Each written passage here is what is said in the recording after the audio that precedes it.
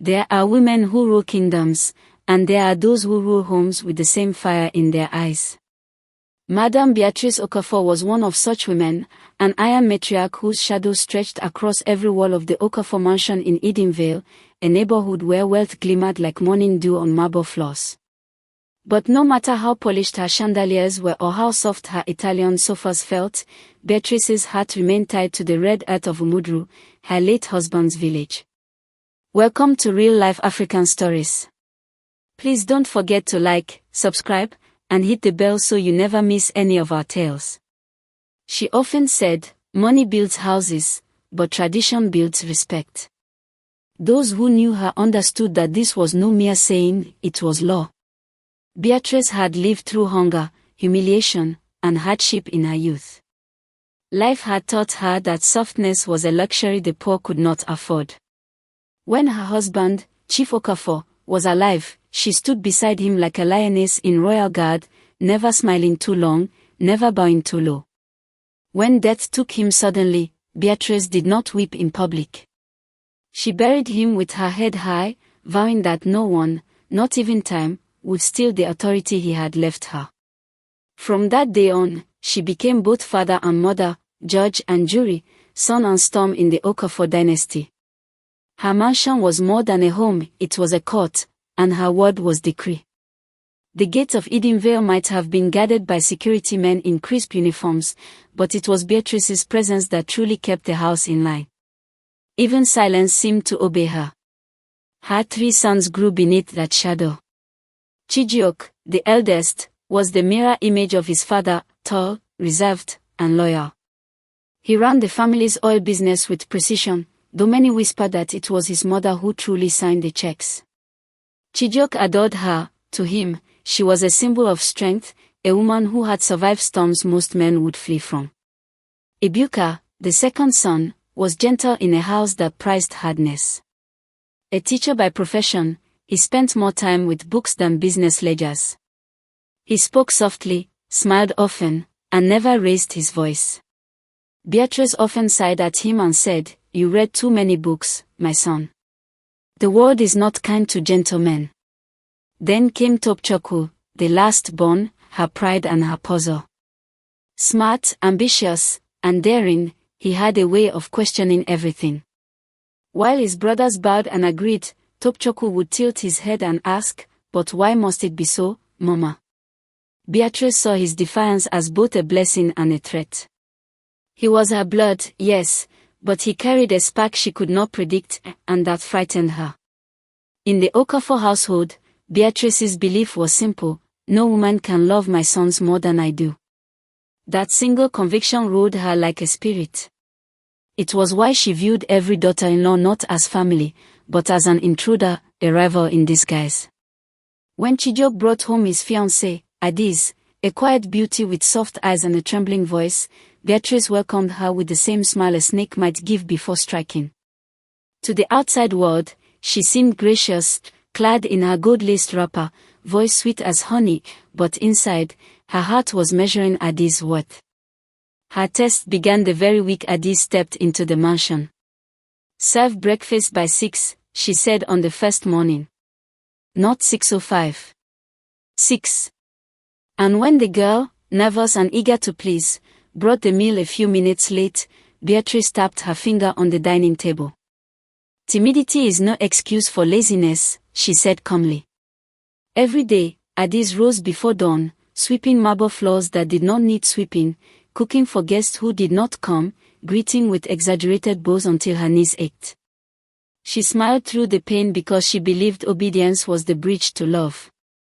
But the more humble she became, the more powerful Beatrice felt. The mansion itself seemed to bend around Beatrice's will. The maids whispered her name as though invoking a spirit, the sons walked softly, careful not to disturb her moods. Even the ticking of the wall clock seemed to slow when she entered a room. When she sat in her living room, a palace of gold and glass, the air thickened with command. The portrait of her late husband hung high behind her, but it was her face everyone feared. Her eyes, sharp and restless, missed nothing. If a servant forgot to curtsy, if a spoon clinked too loudly, if a whisper lingered too long in the hallway, Beatrice noticed. And her punishments, though never violent, were heavy with humiliation. "Do not shame me in my own house," she would say, and those words alone were enough to make grown men bow their heads. Under her reign, the Okafor household became a kingdom where peace was not freedom, but silence. Guests called her Mama Beatrice, neighbors called her the Iron Lady of Edenvale, but behind those titles lay a loneliness she never confessed. Power, after all, is a crown that weighs heavier with time. And though Beatrice ruled her home with discipline and pride, the faint echo of her late husband's laughter still haunted her nights. Sometimes, when the lights dimmed and the compound fell into stillness, she would stand by the window, staring at the city skyline, her gold bangles glinting under the moonlight. For a fleeting moment, the mask would slip, and she would whisper to herself, "They must obey, or everything I built will crumble." Then she would straighten her back, tighten her wrapper, and return to her throne, the dining chair where no one else dared to sit. In that house, power was the air everyone breathed, and Beatrice was its source. Her sons loved her, yes, but they feared her more. Her daughters-in-law served her, yes, but they envied her power and trembled before her voice. And yet, somewhere deep within that iron heart, a small seed of fear had begun to grow, fear that one day, a woman might walk through her gates and refuse to kneel. She did not know it yet, but that day was drawing closer. And when it came, it would shake the very pillars of her kingdom. For even iron, when struck by enough heat, must one day bend. The Okafor mansion had long known silence, an obedient, fearful kind of silence that echoed through polished hallways and glass staircases. But one afternoon, silence itself seemed to tremble, as though sensing that something different was about to arrive. It came not as a storm but as a whisper carried by the scent of jasmine and the confident sound of heels that did not hesitate. Her name was Zoe Nokocha. She was a woman whose presence did not demand attention, yet commanded it all the same. Born and raised in Port Harcourt, she was the daughter of a retired schoolteacher and a midwife who had spent her youth catching the first breaths of crying babies in crowded hospitals. Zoe's upbringing was modest but deeply principled. Her mother used to say, "A woman's silence can cook peace, but her courage can save her soul." Zoe carried that wisdom like a charm around her heart. Unlike the quiet Addis, Zoe's confidence did not shout, it glowed. Her laughter was full-bodied, her eyes sharp with awareness. She was the kind of woman who could stand in a room full of chaos and still make calm look like armor. When Topchoku Okafor met her during a business training in Abuja, he fell not for her beauty first, but for the way she challenged his mind. She was everything the Okafor household had never known, open, witty, unafraid to disagree. When she laughed, he felt alive. When she spoke, he listened as though each word might lead him somewhere new. But even in love, Topchoku carried the memory of his mother's rule. So one evening, as they sat by the waterfront in Port Harcourt watching the sun bleed into the sea, he said softly, almost playfully, "Zoe, I have to warn you. My mother doesn't like bold women." Zoe smiled without looking at him, her eyes still on the water. "Then she'll have to learn a new recipe." Topchoku laughed nervously. He admired her confidence, yes, but a part of him wondered if she understood the kind of fire she was walking toward. The first time Madame Beatrice Okafor heard of Zoe, she clicked her tongue and muttered, "Port Harcourt girl. Those ones that think English is respect." Yet, beneath her dismissive tone was curiosity, the kind that turns to hostility when it feels threatened. When Zoe finally came to Edenvale to meet the family, the mansion felt different, as if the air itself had decided to hold its breath. The maids whispered behind doors, the sons avoided the living room, and Addis quietly prayed the visit would not end in tears. Beatrice sat in her grand chair, her wrapper tied neatly, her headgear coiled like a crown. Her gold-rimmed glasses rested on her nose as she scanned the woman standing before her. Zoe knelt as expected, greeting respectfully, but her gaze did not fall to the ground. She met Beatrice's eyes with the calm assurance of one who had learned that respect and fear were not twins. "So you're the one who wants to marry my last son?" Beatrice asked, her tone steady and cold. "Yes, Mama," Zoe replied softly. "If you will bless us." Beatrice studied her face. "You look like you speak too much." "I only speak when it's necessary, Mama," Zoe said, still smiling. That was their first exchange, brief, polite, yet heavy enough to bend the air between them. Even the ceiling fan seemed to slow its rotation. Beatrice had found her match, though she did not yet know it. The days that followed were filled with quiet battles, unspoken wars fought with tasks and tests disguised as tradition. Beatrice began with what she called the test of patience. On a humid Saturday, she told Zoe, "My guests are coming from the village today. You will pound yam for 20 people. The mortar is behind the kitchen. Do not let anyone help you." Zoe, who had grown up in a city where pounded yam came from restaurants and machines, looked at the heavy mortar and smiled faintly. Then she tied her scarf, rolled up her sleeves, and began to pound.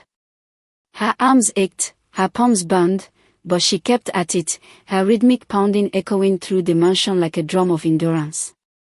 When Beatrice walked in, expecting to see a broken woman, she found Zoe laughing with one of the maids.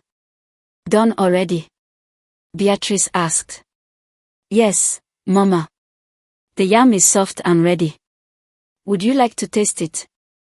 That simple question, so respectful, yet so confident, startled Beatrice. She nodded stiffly and walked away without answering. The second test came 2 days later. Beatrice ordered Z to wash every bedsheet in the mansion, 5 bedrooms, endless linen. "A wife must learn service," she said. Zoe obeyed, humming quietly as she walked under the hot afternoon sun. By evening, the bedsheets hung on the lines like white flags of surrender, but they were not Zoe's surrender. They were symbols of her patience, her quiet rebellion. On the third morning, the final test arrived. Beatrice's voice thundered through the hall at 4:30 am. "Zoe, if you wish to be a wife in this house, you must join morning prayers. Lazy women sleep while blessings pass them by." Zoe rose immediately, wrapped her shawl, and joined the family in the living room. Her eyes were heavy, but her posture remained straight. When Beatrice led the prayer, Zoe's amen came with calm conviction. Beatrice stole glances at her, searching for cracks, but found none. Later that morning, Beatrice complained during breakfast, "You don't kneel well when you greet." Zoe paused, smiled gently, and replied, "I will kneel, Mama, but I will not crawl." The silence that followed was deafening. Even the clinking of spoons ceased. Chijioke dropped his cup, Adi's breath caught in her throat. Beatrice's face hardened, but something deeper flickered in her eyes, something that looked like confusion. No one had ever spoken to her that way, at least not with that kind of grace. Zoe had not shouted. She had not disrespected. She had simply spoken truth wrapped in calm fire.